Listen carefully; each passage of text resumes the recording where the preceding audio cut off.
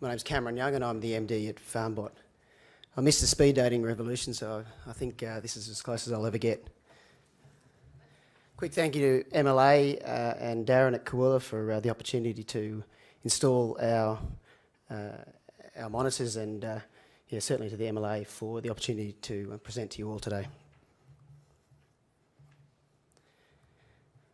Well, you've heard lots of acronyms today, and thank you to Alicia for explaining some of these, but I'm going to throw a few more at you. But we are another IoT company specialising in the manufacturing of monitors to remotely monitor and control the on-farm assets. So that is providing the hardware that sits on tanks, dams, turkeys' nests, measuring the water flow, the water level, the water pressure, controlling those pumps that deliver the water to those tanks, and then sending the data to a cloud-based platform which you engage through your phone and your desktop. Where we specialise is in simple to install, simple to maintain, and unfortunately hardware fails, so simple to fix. We post the monitors directly to the farmer. We like to say that they'll be installed in 10 to 15 minutes straight out of the box. They're a turnkey solution, and hopefully you don't have to look or engage with that hardware for quite a while.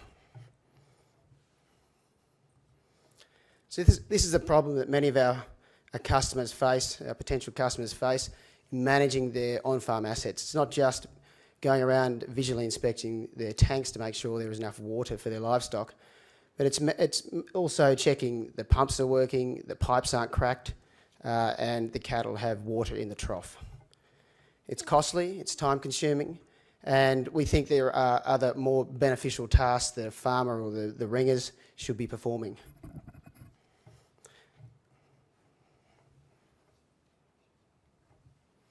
A couple of pictures of monitors that I installed at Koowarra, similar to our other speakers, but you've got a rain gauge sitting adjacent to the monitor. There is a transducer that's dropped into the tank.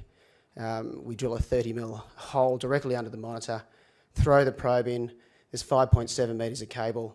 You don't have to worry about putting it anywhere. You just drop it in. There's no calibration, and you turn it on. And unfortunately, we send our monitors out with a bunch of instructions. The most important one is the on switch. Many of our customers get back to the homestead, ring us up and tell us the monitor's not working. We check it out, and unfortunately, they forget to turn it on.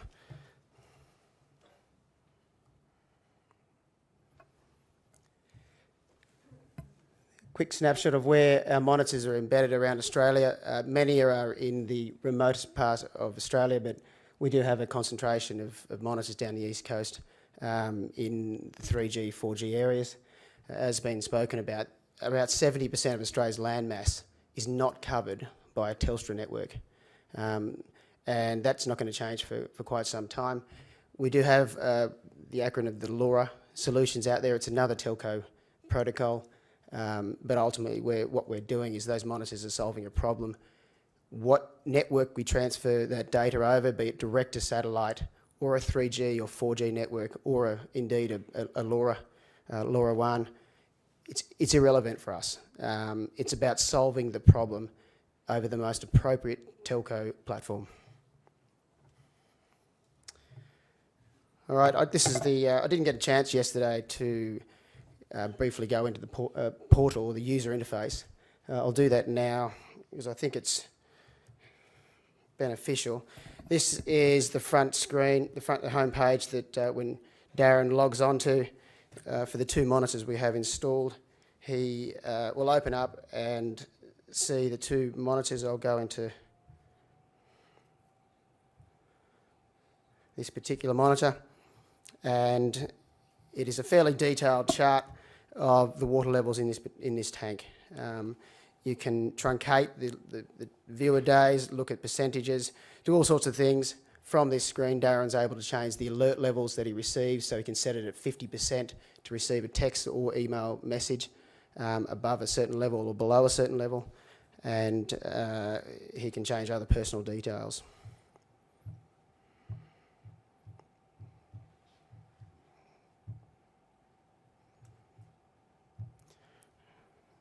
very briefly, rain gauge, which you've seen on a few other speakers, and we send this data to any other platform, any other aggregator that would like the data. I think it was AgriWeb that displayed the data. But if I go into this particular rain gauge, you can see that yesterday they received 26.7 mil. Yes, exactly. From this screen, Darren's able to download into a CSV, date range it, anything you'd like to do with regards to getting that information out of the system.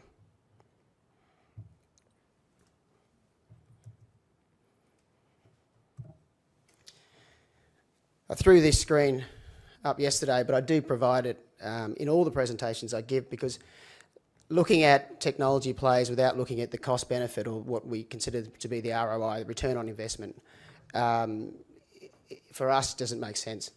So one of our clients gave us this, his own Ready Reckoner that he performed before making the investment. He's got 9 monitors based up in the Northern Territory, and importantly, he didn't reduce his water runs down to 0. He reduced it down to 35%, and still had a payback period inside of 6 months, which we think is phenomenal. Last slide, what we're developing and what we've got: water level sensors in tanks, dams, turkeys' nests. In complement, we've got the pressure and water flow monitors developing. In 4 weeks, we'll release pump control. We have image capability coming out, which is cameras and a wireless electric fence monitor, and water quality sensors measuring turbidity, salinity, and a blue-green algae. Thank you.